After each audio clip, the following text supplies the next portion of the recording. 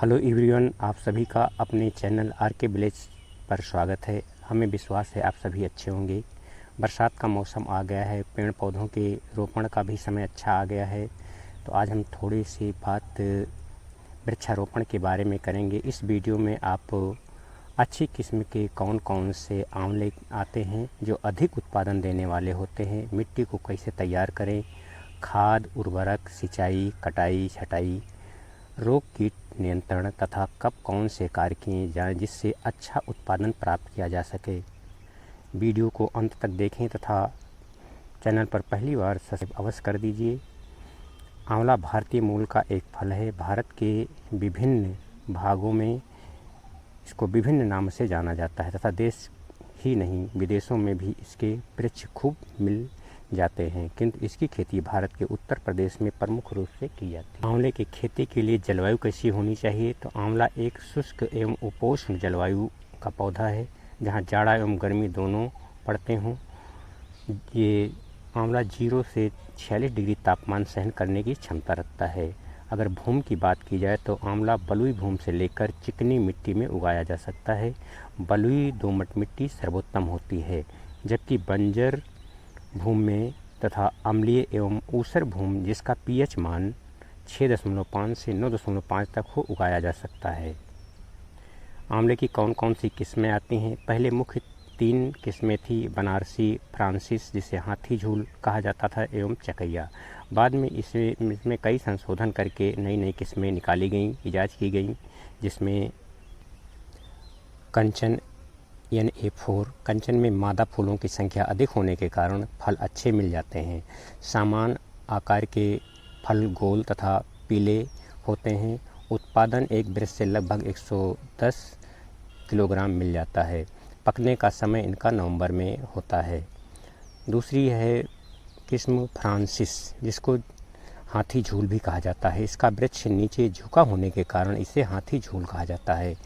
इसका प्रयोग मुख्य रूप से मुरब्बा तैयार करने के लिए किया जाता है और इसका फल नवंबर में पकने लगता है और भंडारित करने में थोड़ा समस्या इसमें आती है, भंडारण के लिए उपयुक्त नहीं है।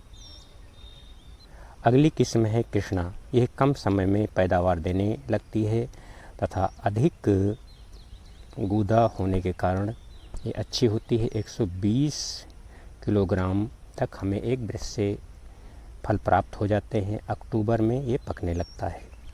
अगली है चकैया। वृक्ष अधिक चौड़े होते हैं, मादा फूल अधिक आते हैं, भंडारण क्षमता अच्छी होती है, रस गूदा अधिक होता है। ये अच्छी पैदावार देने वाला एक किस्म है। अगली है AN9। कम समय में पकना प्रारंभ कर देती है। अक्टूबर में ये फल पकने लगते हैं। इसका आकार बड़ा होता है, छिलका पतला मुलायम, इस्तेमाल करने के लिए जैसे जेल, जैम, कैंडी बनाने के लिए अच्छा रहता है। नारेंद्र 10। फल बड़े, रेशे युक्त, गूदा, हरा, सफ़ेद तथा एक वृक्ष से लगभग हमें 100 किलो फल प्राप्त हो जाते हैं। अगली किस्म है बनारसी। ये पुरानी तथा जल्दी तैयार होने वाली होती है। इसके फल अंडाकार होते हैं। उत्पादन लगभग हमको एक वृक्ष से 80 किलो के करीब मिल जाता है। अब आती है हम खेत की तैयारी कैसे करें। आंवला जो है कई वर्षों तक पैदावार देने वाला होता है। खेत को अच्छे से तैयार करना चाहिए।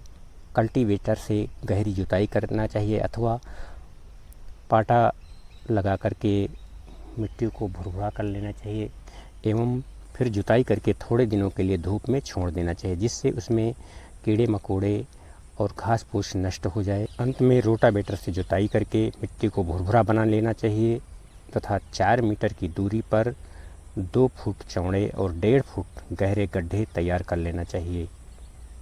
फिर उन गड्ढों में रासायनिक तथा कंपोस्ट खाद डाल करके गड्ढों को भर देना चाहिए।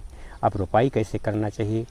तैयार गड्ढों में छोटा सा गड्ढा बनाकर पौधे को रोपित कर देना चाहिए और मिट्टी को दबा देना चाहिए। सितंबर माह में रोपाई करना सबसे अच्छा होता है। रोपाई करने के बाद हल्का सा पानी लगा देना चाहिए। अब इसमें आती है सिंचाई की बात। गर्मी में सप्ताह में हर सप्ताह सिंचाई करना चाहिए, तो सर्दियों में 15 से 20 दिन के अंतराल पर सिंचाई करते रहना चाहिए। आंवले में रोपाई हो गई, सिंचाई हो गई। अब उसके बाद आती है उर्वरक की बात। तो 30 किलोग्राम गोबर की सड़ी हुई खाद, 50 ग्राम यूरिया, 70 ग्राम डीएपी, 50 ग्राम एमओपी मिट्टी में मिलाकर गड्ढे में भर देना चाहिए।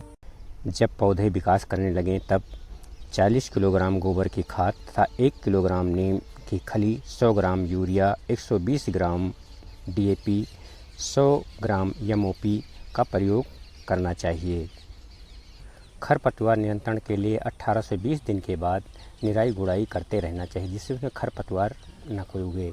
इसमें रोग बीमारी कौन सी लगती है, तो कुंगी रोग एक लगता है, जो पत्तियों एवं फलों पर लाल रंग के धब्बे बन जाते हैं, फिर पूरे पेड़ पर फैल जाता है, फल फिर नष्ट होने लगते हैं। इसकी रोकथाम के लिए इंडोफिल M45 का छिड़काव किया जा सकता है।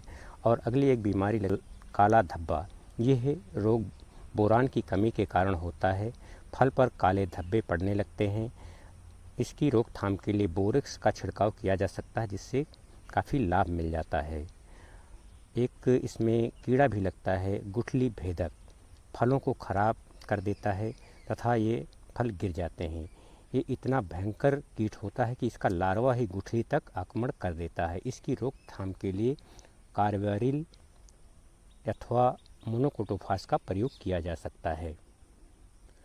अंत में बात आती है हमके उत्पादन, किससे उत्पादन कितना मिलता है। तो 3 से 4 वर्ष बाद, फूल लगने के 5-6 महीने बाद एक वृक्ष से 100 से 120 किलो हमें फल प्राप्त हो जाते हैं। और 1 एकड़ में 150 से 180 पेड़ लगे होते हैं। तो इस तरीके से हम इसमें अपना अंदाज़ा लगा सकते हैं कितना पैसा हमको मिल सकता है। और 1 किलो का दाम लगभग 15 से 20 रुपये किलो के हिसाब से बिक जाता है। तो आशा करते हैं ये वीडियो आपको पसंद आई होगी। पसंद आई हो तो एक लाइक कर दीजिए तथा चैनल पर पहली बार आए हो तो चैनल को सब्सक्राइब कर दीजिए। इसी तरीके के वीडियो के साथ फिर मिलेंगे, तब तक के लिए धन्यवाद। जय हिंद, वंदे मातरम।